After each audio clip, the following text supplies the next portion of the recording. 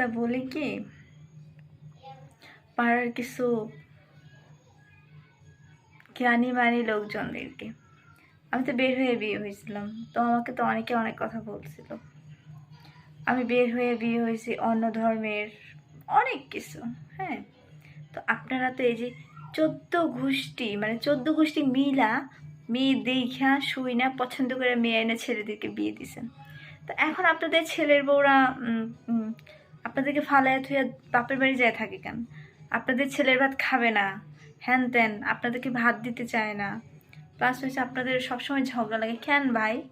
এত জাতের মেয়ে আনছেন, ওই যে বলছিলেন না জাতের মেয়ে কালা ভালো গাঙ্গের জল ঘোলা, মানে ঘোলা ভালো ঘোলা ভালো, এরকম একটা কথা। তো জাতের মেয়েরা এরকম করতেছে কেন? ভাত দেন আবার ধরে নাকি মারতেও যায়। তো জাতের মেয়ে এরকম কেন?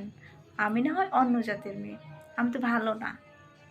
আমি ভালো না হইলেও আমার কোনো মানে ওই শ্বশুর শাশুড়ি ধরে মারতে চাই না, গুতাইতে চাই না আমি। হ্যাঁ, আমি যতটুকু করি অতটুকু আগে আপনারা কইরা দেখান, আগে আপনার ছেলের বড় অতটুকু করুক, তারপর কথা বলবেন, ঠিক আছে?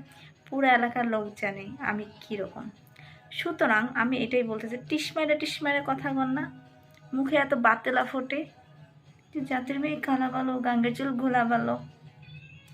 জাতের মেয়েগুলো অহন এই কাম করে কি লিয়ে? শ্বশুর শাশুড়ি ফালাই থেকে যাইতেছে, জামাই ফালাই থেকে, সেই জামাই ভাত খাইব না, খেল লেগে ভাই।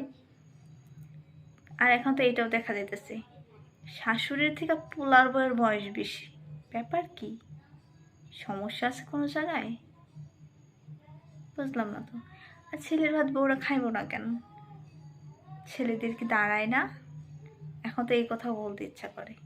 হ্যাঁ, সুতরাং পরের ব্যাপারে কথা বলবেন না, বেশি কথা বলে আমার মুখ খুলতে আমি বাধ্য হব, ঠিক আছে?